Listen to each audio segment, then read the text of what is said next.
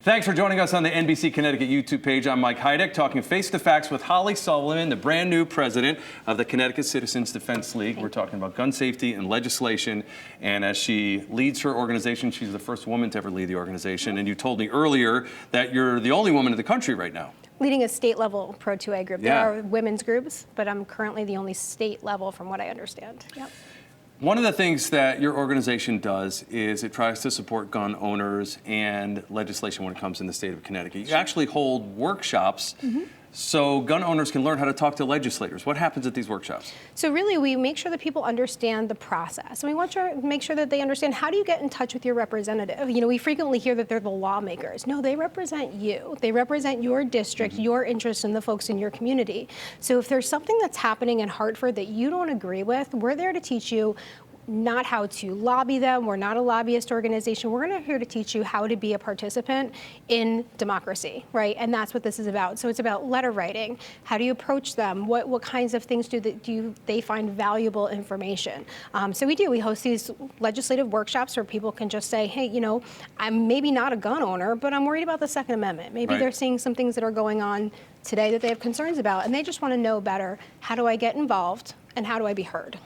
One of the things that Connecticut is known for, a long history of firearms, building them here, building ammunition here, both for citizen use and the military as well, over the years of our state's been in existence.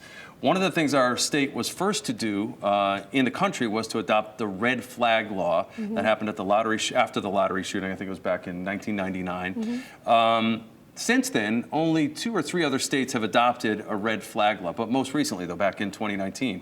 Why do you think so few states have adopted it, and what changed maybe in the last couple of years where a couple like Colorado and a couple of other states decided to adopt it? So I think there's a couple, there's 2 different types of laws. There's the risk warrant law, right? And that one has been in existence for a long time. And then we recently got like red flag laws with ex parte orders, and I'll kind of explain a little bit of the difference kind of in layman's terms. So the red flag, just to make sure I'm understanding it right, a red flag law is when authorities have a reasonable suspicion that somebody may harm themselves or someone else with a gun.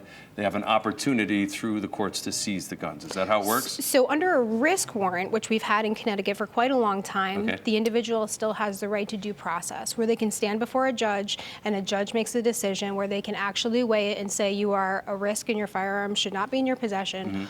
Or not.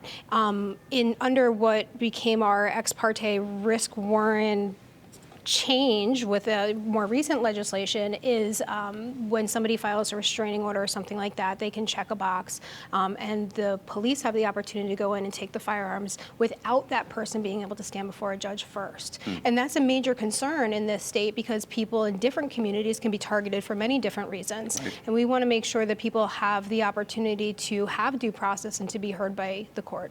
In addition to having your workshops and helping people understand how they can talk to their legislator, one of the other things you do is you track bills in the state. One of the bills CCDL is concerned about is safe storage of a pistol in a vehicle or a firearm in a vehicle. Is it written poorly, or you don't think it should be a problem at all, that a gun should be sitting on the seat and that's okay? Like, what's the...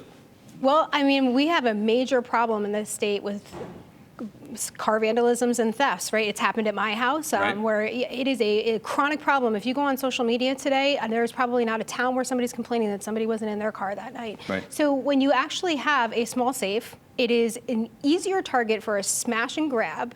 If they see a small black box, what is likely in that box? Versus if something is well concealed and it's up to your own determination of how you want to care for that. You know, a black box could be hidden, though. It doesn't necessarily mean it's going to be out in the open to somebody look through the window. It doesn't have to be. There's nothing in the law that says that it has to be a hidden box. So there's a lot of concerns about it becoming even more susceptible to smash and grabs because it's a little bit more identifiable as to what might be in there. You know, we've certainly had situations. I was in a car accident and my metal safe went and hit me on the impact, and that actually caused more harm than I would have had. So and maybe it should be something that's out of sight and it's adhered to the vehicle itself so it doesn't slide. I mean, is that possible? I think at the end of the day, common sense wise. You know, at the end of the day, I don't think that it is necessarily the government's scope to continue to tell law-abiding folks what they should be doing within their own property, to be quite frank with you. I think the vast majority of stolen guns, things like that, there's a lot of black market trade that's happening in cities and urban communities. And yes, there are absolutely cases where a firearm can be stolen out of a car. And I will tell you what happened in the last session is there was an amendment offered to that bill that said, at the very least, let's make the penalty harsher for the thief than the gun owner who left the gun in the car. And it failed. So we have a major problem in this state for, when we talk about common sense, common sense has to go both ways, right? So is it fair and just that as a law-abiding gun owner, if I was put in a position where maybe I have to run into the post office, cannot bring a firearm into the post office, so maybe I park in the parking lot next door, I have to get this in for work, it is what it is, leave my firearm in the car, somebody breaks it and steals my property, my penalty is harsher than the thief. Why is that acceptable in this state? So last question before you go. One of the things that we've talked about before is that gun ownership and ammunition ownership is a very sensitive issue here in Connecticut and in many states that have endured mass shootings.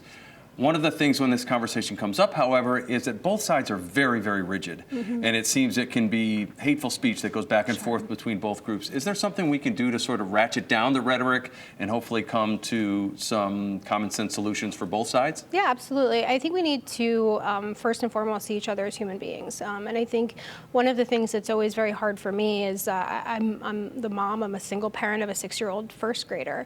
When we talk about Sandy Hook, I live in Southbury, right on the Sandy Hook border, it hits home for me. That empathy is not lost on us. We just have a different way of going about how we think we should prevent it. So I think both sides, to some degree, it's easier to vilify somebody and not see them as human beings than it is to come to the table, sit down and talk about what's real, what's not real, what's myth, and maybe we can actually have a dialogue. But I think it really does start with a degree of humanity to see each other as just people with different opinions on how to get there. Holly Sullivan, President of Connecticut Citizens Defense League. Thanks for joining us on Face the Facts. Thank you. This is Face the Facts with NBC Connecticut.